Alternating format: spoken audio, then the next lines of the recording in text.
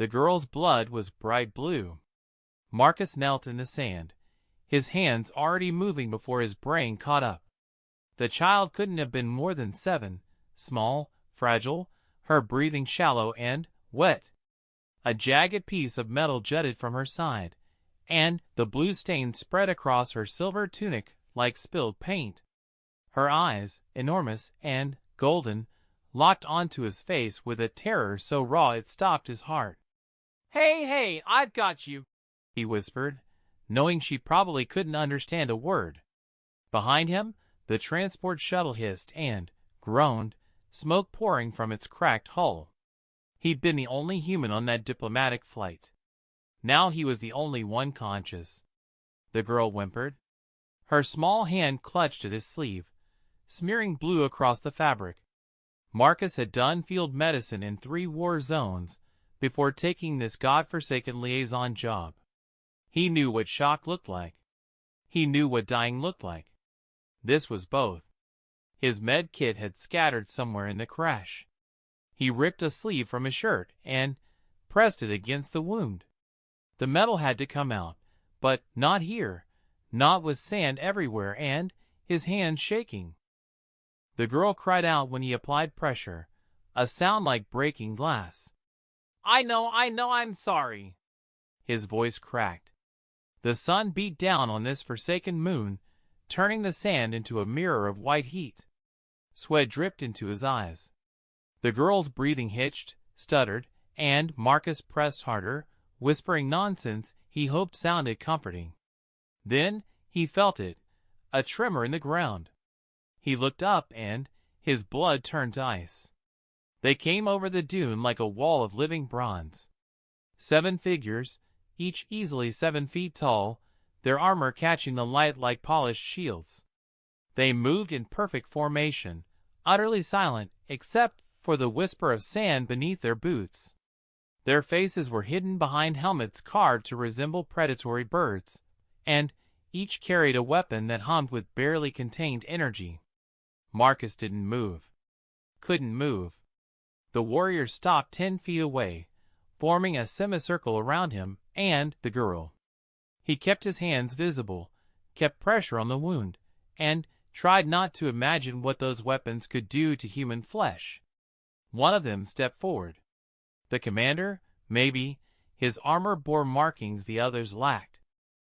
He looked down at the scene, a human covered in alien blood, kneeling over a dying child. "She needs help," Marcus said quietly. His voice didn't shake. He was proud of that. "I'm trying to stop the bleeding." The commander didn't respond, didn't move. The silence stretched like a blade against Marcus's throat. Then the girl spoke. Her voice was barely a whisper, but it cut through the tension like thunder. The warriors reacted instantly, heads turning, weapons shifting. The commander dropped to one knee so fast Marcus flinched. The child's golden eyes had closed, her small chest rising and falling in rapid, desperate gasps. She spoke again, 3 words that sounded like music and breaking stone. Every warrior went rigid. Marcus felt their stares, like physical weight even through their helmets. The air itself seemed to hold its breath. "What did she say?" he asked. Nobody answered. The commander stood slowly and raised one hand. The gesture was precise, controlled. 2 warriors moved forward, and Marcus's instinct screamed at him to run. He stayed frozen as they knelt beside him, their armor creaking. One of them pulled a device from his belt, sleek silver, humming with soft light. The other carefully, reverently touched the girl's forehead. They were speaking now, their voices too low for Marcus to catch, but the urgency was unmistakable. The girl's eyes fluttered open once more, found Marcus's face, and her blood-slicked hand tightened on his sleeve. She wouldn't let go. Marcus looked at the warriors, at their weapons, at the commander whose stillness felt more dangerous than any threat. "I need to move her," he said. "She's in shock. That wound needs proper treatment or she'll bleed out." The commander's helmet turned toward him. For 3 heartbeats, nothing happened. Then, he nodded once. Marcus didn't wait for permission to be revoked. He slid his arms under the girl as gently as possible, feeling her small body trembling against his chest. She whimpered but didn't let go of his sleeve. The warriors parted as he stood, creating a path through their formation. The commander gestured toward the dune, and Marcus started walking, acutely aware of 7 sets of eyes tracking his every step. His shuttle was useless. But they had come from somewhere, and, wherever that was, it had to have medical facilities. The girl's blood soaked through his shirt, warm and wrong. Her breathing rattled in her chest. "Stay with me," Marcus whispered. "Just stay with me." The dune crest revealed a sight that stole his breath. A city of glass and light sprawling across the valley, beautiful and utterly alien. And there, at its heart, a structure that could only be a palace, its spires reaching toward the purple sky. The girl's hand went slack. Marcus ran. The palace gates opened before they reached them. Marcus's lungs burned, his arms screamed in protest, but he didn't slow down. The warriors kept pace around him, their formation tight and protective now rather than threatening. The commander led the way, and doors opened at his approach like magic, guards snapping to attention and, then, freezing when they saw what Marcus carried. The girl's face had gone pale, her lips tinged with darker blue. Her chest barely moved. They burst into a hall of white stone and streaming light. Marcus registered columns, tapestries, figures in elaborate dress turning to stare, but his focus narrowed to the commander's gesture. Through there, a doorway of carved silver, 2 more guards who took one look and slammed it open. The room beyond was chaos controlled by cold efficiency. Figures in white robes moved between beds and strange machines that hummed and glowed. A medical bay, Marcus's brain supplied distantly. The commander barked something sharp, and every head turned. A woman approached, tall, her face lined with age and authority, her robes marked with symbols Marcus couldn't read. She saw the girl and her expression fractured for just a moment before professionalism slammed back into place. She snapped orders. Hands reached for the child, but the girl's fingers were still knotted in Marcus's sleeve, and when they tried to pull her away, she cried out. The sound shattered something in the room's careful order. "Let him stay," someone said. The voice came from behind them, and every person in the room dropped to their knees so fast Marcus heard the impact. He turned, the girl still clutched against his chest, and his heart stopped. She stood in the doorway like a figure from myth. Easily 6.5 feet tall, her bearing so regal it seemed to bend gravity around her. Her gown flowed like liquid silver, and her face, sharp, beautiful, carved from the same golden stone as the palace, was a mask of perfect control. But her eyes, the same molten gold as the child's, burned with an emotion so fierce Marcus felt it across the room. The queen. She looked at him, at the blood covering his hands and shirt, at the girl trembling in his arms. Then she looked at the commander, and, though she said nothing, the warrior bowed his head. "Set her down," the queen said. Her voice was quiet, but it filled the space like a command from God. "Gently." Marcus moved to the nearest bed. The medical staff parted like water, and he laid the girl down as carefully as if she were made of glass. Her hand slipped from his sleeve, leaving blue streaks across the fabric. Her eyes found his one more time, wide and frightened. "You're okay," Marcus whispered. "They'll fix you." The queen said something in her language, and the medical staff exploded into motion. Hands moved over the girl with practiced precision. Instruments appeared, that silver device from before now connected to a larger machine. Marcus stepped back, suddenly, aware he was dripping blood onto pristine white floors, suddenly, aware every eye in the room had tracked his movement. He just carried royalty through a palace in his arms. The queen moved to the bedside.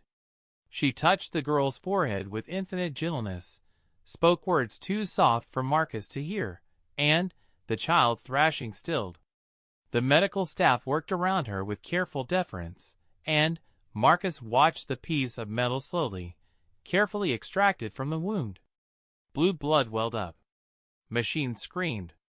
The girl convulsed once, and the queen's hand tightened on her shoulder, her perfect mask cracking just enough to show the terror beneath. Then the bleeding slowed. Stopped.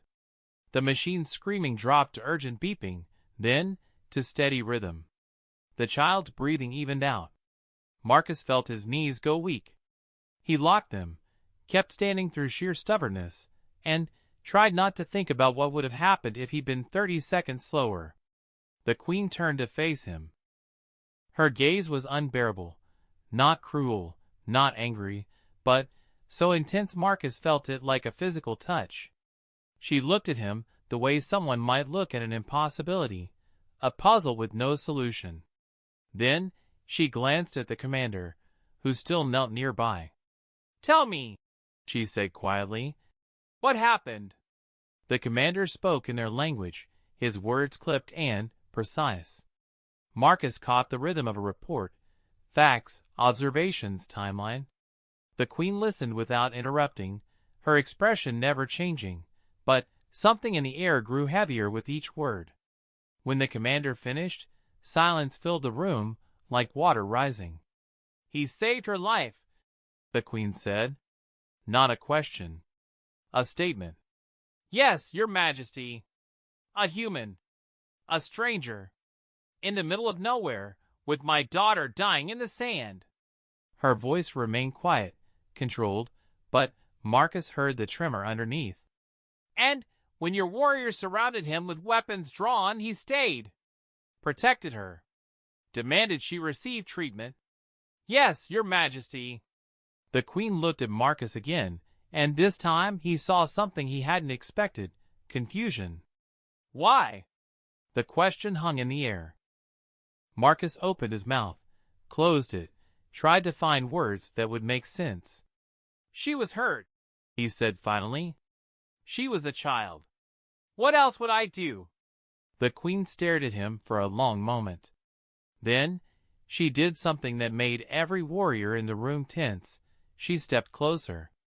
Close enough that Marcus had to tilt his head back to meet her eyes. Close enough that he could see the fine lines around her eyes, the weight of authority she wore like armor. "Do you understand what you've done?" she asked softly. "Saved a life, I hope. You've created a debt that cannot be repaid." Her voice was almost gentle. "You've touched royalty without permission. You've entered the palace covered in the blood of the heir to the throne. By law, any of these should mean your death." Marcus's heart hammered against his ribs.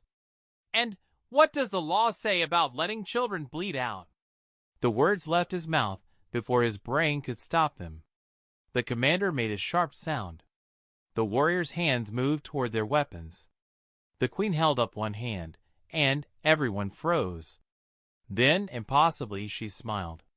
It transformed her face, made her look younger and infinitely more dangerous. "The law," she said quietly, "says nothing about humans foolish enough to value life over protocol." She glanced at the girl, still unconscious but stable, surrounded by medical equipment. "My daughter lives because you acted without thinking, without fear, without asking permission or waiting for orders." She turned back to him, and her expression was unreadable. "I need to understand why. But first," she gestured, and 2 medical staff approached Marcus with clean cloths and water. "You will allow my physicians to ensure you aren't injured. Then you will tell me everything." And Marcus, his name on her lips, sent a chill down his spine. "You will tell me the truth." It wasn't a request. Marcus nodded.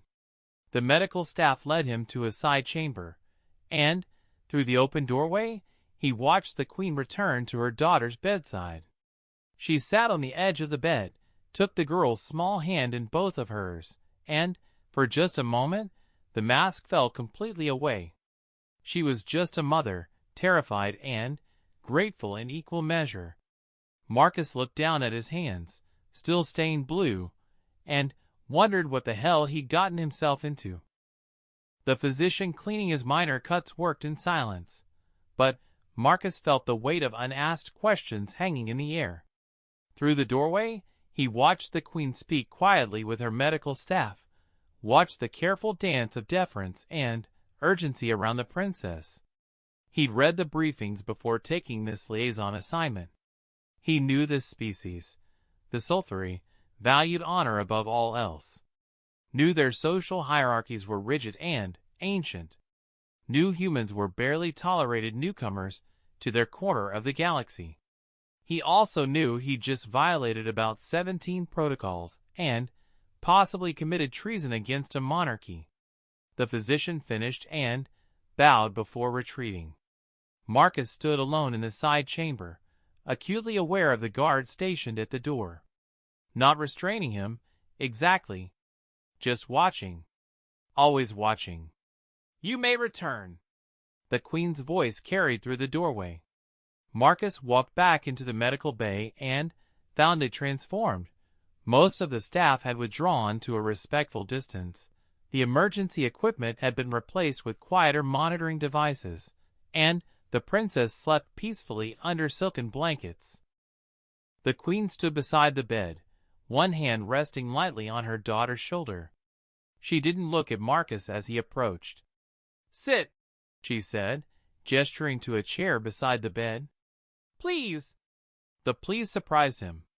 Marcus sat, careful to maintain proper distance from the princess.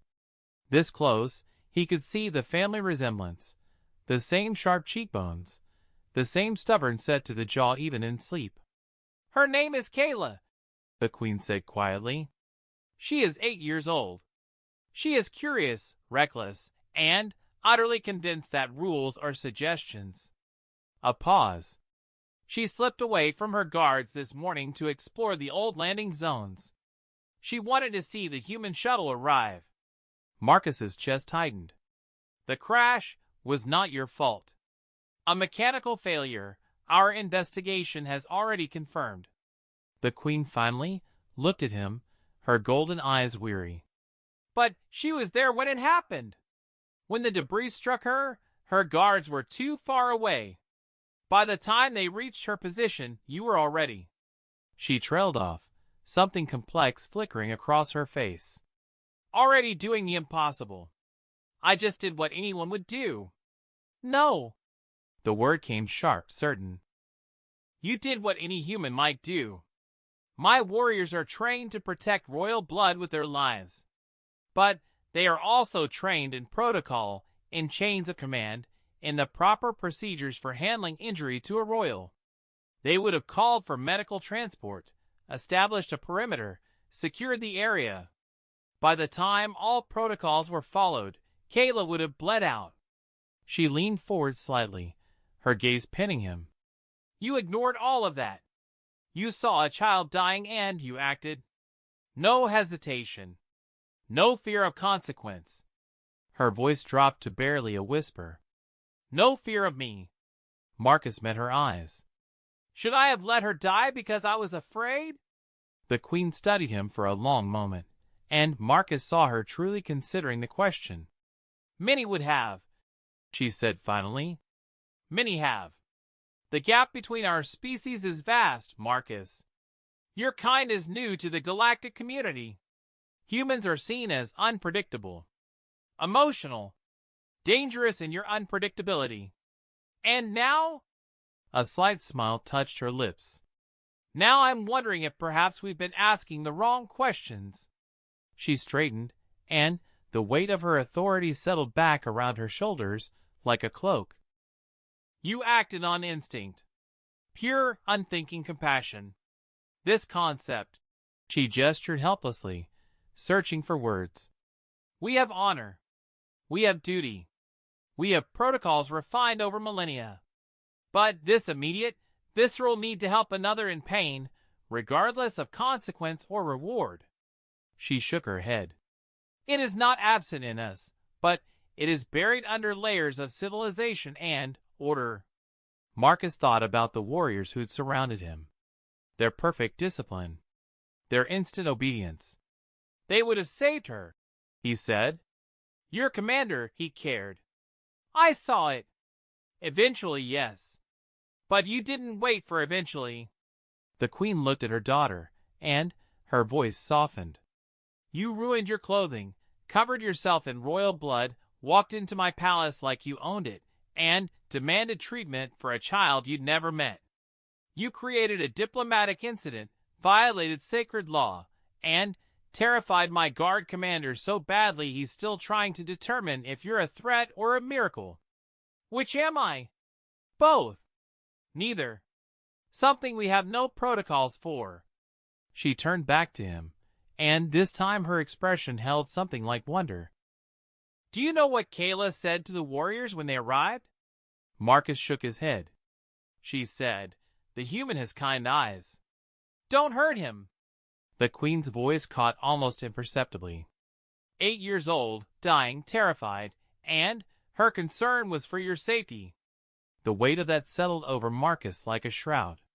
He looked at the sleeping child, her small hand curled on the blanket, and felt something crack open in his chest. I need to understand this, the queen said. Not as a ruler, but as a mother.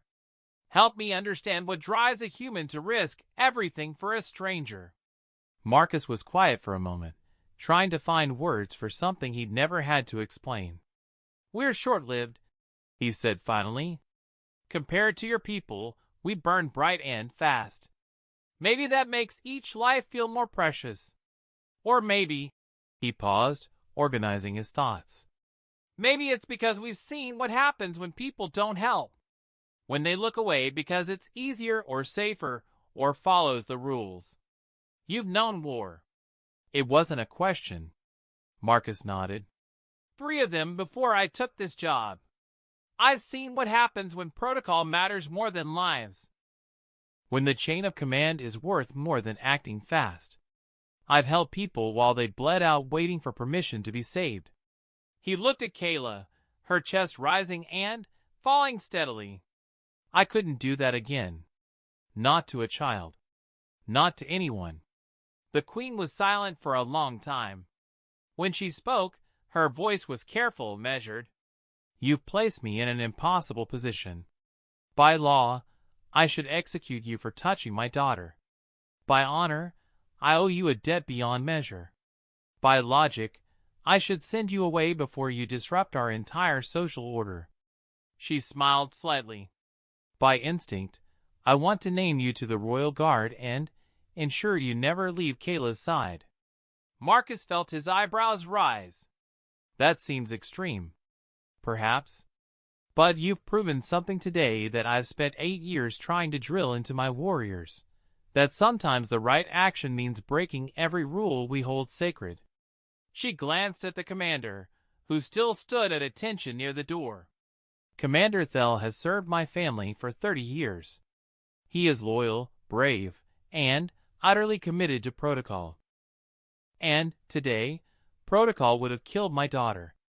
The commander's posture didn't change, but Marcus saw something flicker in his eyes. Shame, maybe. Or realization. I'm not criticizing my warriors. The queen continued. They are products of our culture, our history. But cultures evolve or they die. And perhaps it's time we learn something from the reckless, emotional humans who value life over law. She stood, and everyone in the room tensed. Marcus, you will remain in the palace as my personal guest until Kayla recovers. This is not a request. You will tell no one outside this room what happened today. The details are to remain classified for both our protection. And you will help me answer a question. She looked down at her sleeping daughter. How do I raise an heir who will have the wisdom to know when rules must be broken? Marcus opened his mouth, closed it, and laughed helplessly. "Your Majesty, I'm just a medic. I'm not qualified. You're qualified by the simple fact that you acted when action was needed. That makes you more qualified than anyone in this room." She fixed him with that intense stare. "Will you help me?" It was the kind of question that came with consequences Marcus couldn't begin to predict. But he looked at Kayla, remembered her small hand clutching his sleeve, her golden eyes wide with trust. "Yes," he said. "Of course." The Queen nodded once, satisfied. Then she did something that made every warrior in the room tense again. She offered Marcus her hand. "Then, welcome to my court, Marcus. May the ancestors help us both." Marcus took her hand carefully, felt the strength in her grip. When he looked up, he saw her smile, real this time, warm and slightly terrified. "This should be interesting," she murmured. Behind her, Commander Thel made a sound that might have been agreement or horror. Marcus figured it was probably both. Kayla woke 3 hours later as the palace's twin sun set beyond the glass walls, painting the medical bay in shades of amber and gold. Her eyes opened slowly, unfocused, then sharpened as awareness returned. She saw her mother first and smiled. Then her gaze drifted sideways and landed on Marcus. She went rigid.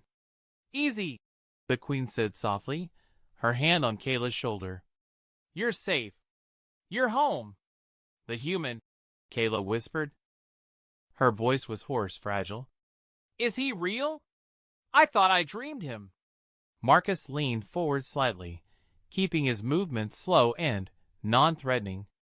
"I'm real. How are you feeling?" Kayla stared at him with those enormous golden eyes, and Marcus saw her mind working behind them, piecing together fragmented memories. "You were covered in my blood," she said. "You were scared, but your hands didn't shake. You kept saying I was okay even when I wasn't. Seemed like the thing to do." "Why?" The question came out small, confused. "I'm a stranger. I'm not even your species." The Queen made a soft sound, and when Marcus glanced at her, he saw pride and pain warring in her expression. This was the question she'd been asking herself, spoken with a child's directness. "Because you needed help," Marcus said simply. "That's all that mattered." Kayla considered this with the seriousness only a child could manage. "Mother says humans are unpredictable, that you don't follow proper protocols. Your mother is very wise. She also says—" Kayla paused, glancing at the Queen, who nodded permission. "She says you saved my life when her warriors wouldn't have. That you broke laws to help me. The laws seemed less important than keeping you alive." Kayla's brow furrowed. "But laws are important. Mother teaches me this every day. Laws keep our society stable. They protect the weak and guide the strong. Without them, we have chaos." Marcus smiled despite himself. 8 years old and already parroting diplomatic briefings. "Your mother is right. Laws are important. But sometimes, very rarely, the right thing and the lawful thing aren't the same. And in those moments, you have to choose. How do you know which to choose?" It was the same question the Queen had asked in different words, and Marcus found himself looking at both of them, mother and daughter, carrying the weight of rulership between them. "I guess you ask yourself what you could live with. Not what's safest or easiest or most by the book. What you could live with when you look back." Kayla absorbed this in silence. Then she did something that made the medical staff collectively hold their breath. She reached out and took Marcus's hand. Her fingers were small, still weak from trauma, but her grip was surprisingly firm. "Thank you," she said clearly, "for choosing me over the laws." Marcus felt something crack in his chest. "Always," he said quietly, and meant it. The Queen's eyes glistened, just for a moment, before she turned away and blinked hard. When she looked back, Her mask was in place, but her voice carried warmth Marcus hadn't heard before. Kayla needs rest. But Marcus, you should know that my daughter has made her position clear. She's asked that you be appointed her personal tutor in human thinking, whatever that means. It means teaching me to be brave, Kayla said, still holding Marcus's hand. To help people even when it's scary. To break the right rules. She looked at her mother with devastating seriousness. I'm going to be queen someday. I should learn how humans think. They seem very good at impossible things. The queen's smile was complex, layered with emotions Marcus couldn't name. Indeed they do. Very well. Marcus, it seems you have a student. I hope you're prepared for how persistent she can be. I slipped away from 4 royal guards this morning, Kayla said proudly. They still don't know how. And you will never do it again, the queen said firmly, though her eyes held affection. Or I'll assign you 8 guards. Kayla made a face but nodded. She squeezed Marcus's hand once more before releasing it, settling back into her pillows with visible exhaustion. Will you tell me about Earth? She asked, fighting sleep. About human cities and human rules and why you all choose chaos. We don't choose chaos, Marcus said gently. We just choose differently sometimes. And yes, I'll tell you about Earth. But first you need to rest. Promise? Promise. Kayla's eyes closed, and within moments her breathing evened into sleep. The queen gestured for Marcus to follow her, and they walked to the far side of the medical bay where Kayla wouldn't hear. You realize what you've agreed to? The queen asked quietly. Teaching a princess to question authority? I'm sure it'll be fine. The queen's laugh was startled and genuine. You have no idea what you've unleashed. Kayla is brilliant, stubborn, and utterly convinced she can change the world. With you encouraging her. She shook her head, but she was smiling. I suppose I asked for this. You could still send me away. I could. The queen looked at him steadily. But I won't. Because as terrifying as it is to imagine you teaching my daughter to break rules, it's more terrifying to imagine raising an heir who never learned when breaking them was necessary. She paused. Stay. Teach her. Help me understand this human thing you do, this impossible compassion. Marcus thought about the weight of what she was asking. About the diplomatic incident waiting to happen. About the culture clash and the inevitable conflicts and the 1,000 ways this could go wrong. Then he thought about Kayla's small hand in his, her golden eyes full of trust and curiosity. All right, he said, but I'm going to need bigger bandages. The queen's laugh rang through the medical bay, bright and surprised. Commander Thel, still standing at attention near the door, looked like he'd witnessed a miracle or a catastrophe, possibly both. And Marcus, covered in dried blue blood, standing in an alien palace beside a queen who terrified half the galaxy, felt something unexpected settle in his chest. Purpose. The next morning, Kayla was declared well enough to leave the medical bay under strict supervision. Marcus watched her walk with her mother through the palace corridors, royal guards flanking them with renewed vigilance. She looked back once, caught his eye, and grinned with such pure mischief that Marcus knew he was absolutely doomed. Commander Thel approached him as the royal family disappeared around a corner. The warrior stood in silence for a long moment before removing his helmet, the first time Marcus had seen his face. He was older than Marcus expected, with scars mapping his jaw and eyes that held the weight of decades. I would have let her die, Thel said quietly. Not through malice. Through protocol. Through the very training that has kept my queen safe for 30 years. He looked at Marcus with something between respect and horror. You shamed me yesterday. You shamed every warrior in this palace. Marcus started to speak, but Thel raised a hand. And you saved us all from our own rigidity. Her Majesty is right. We've grown too bound by rules. We've forgotten that rules exist to protect life, not replace judgment. He offered his hand, human style. Teach the princess well. Teach us all, if you can stomach it. We need to remember how to choose. Marcus took his hand, felt the warrior's crushing grip. I'm just a medic. You're the human who carried royalty through a palace covered in her blood and demanded she be saved. You're already a legend. Thel's smile was sharp. Whether you want to be or not.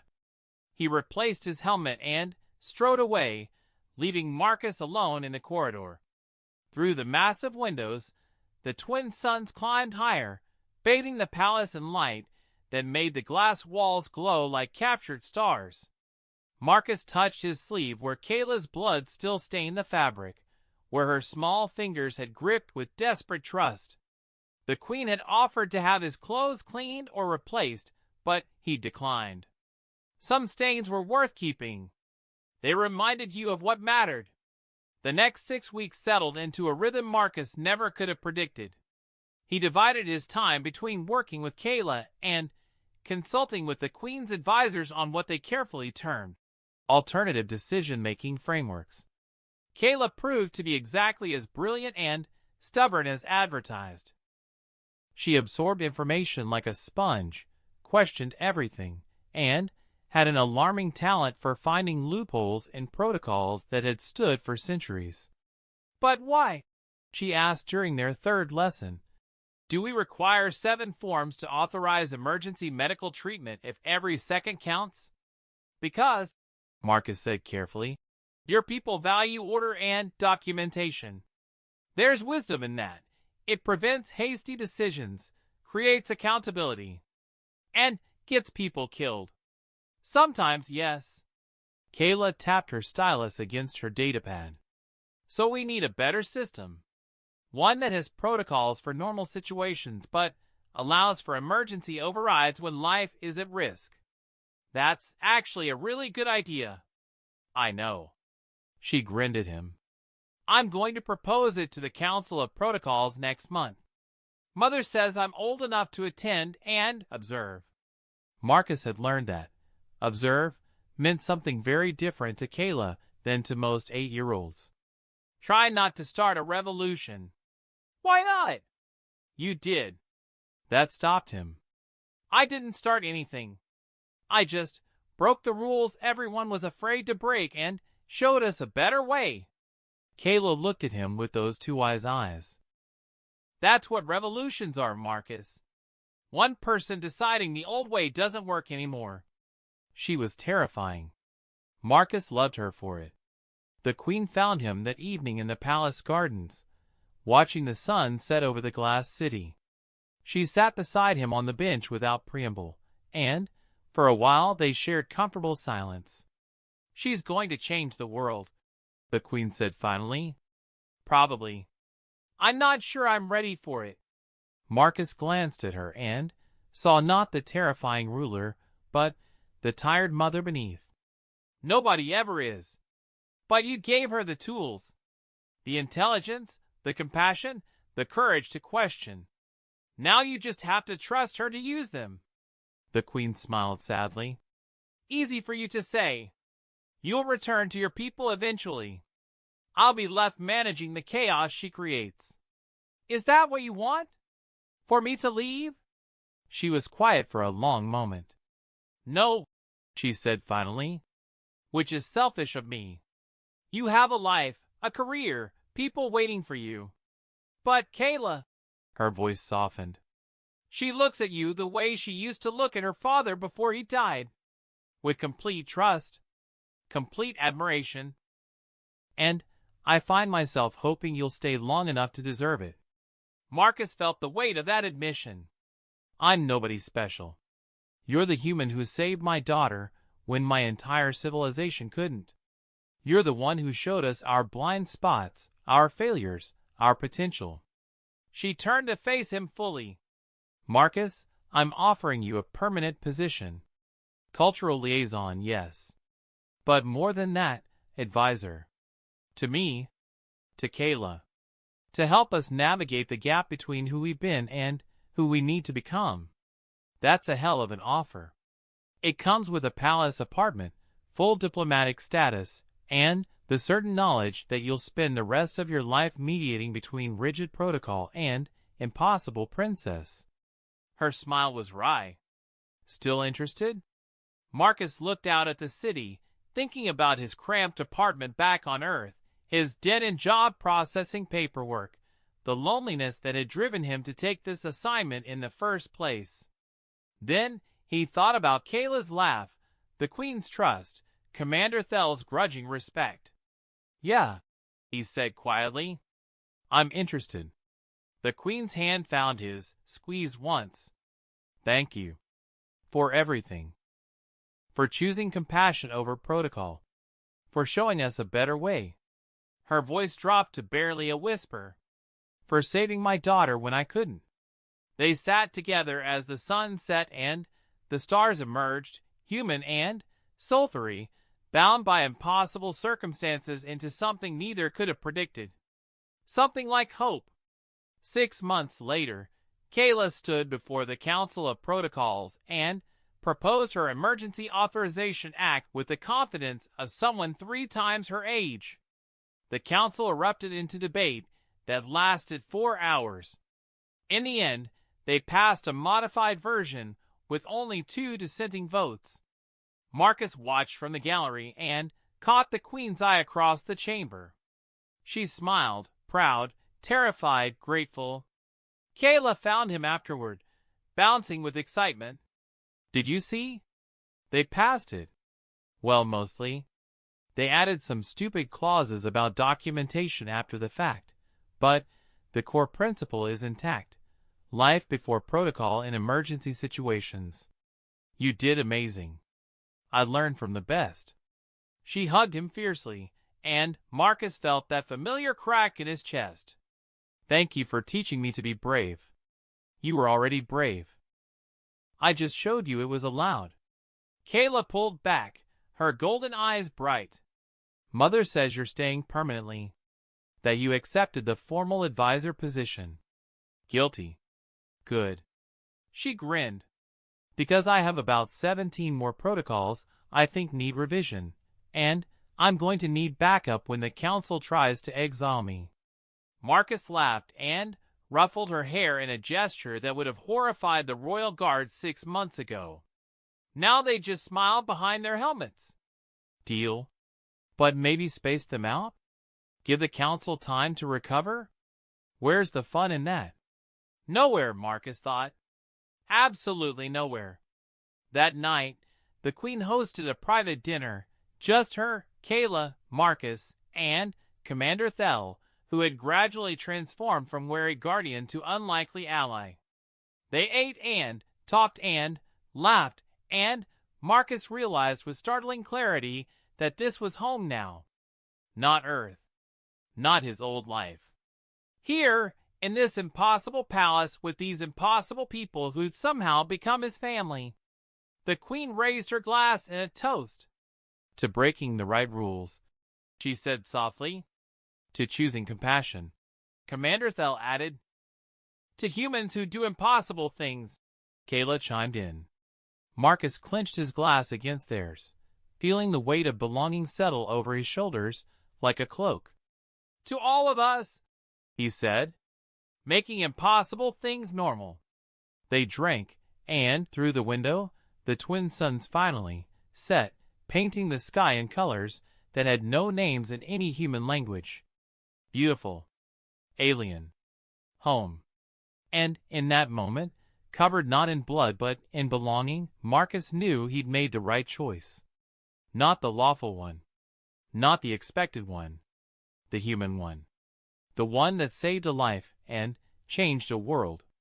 The one that mattered .2/2.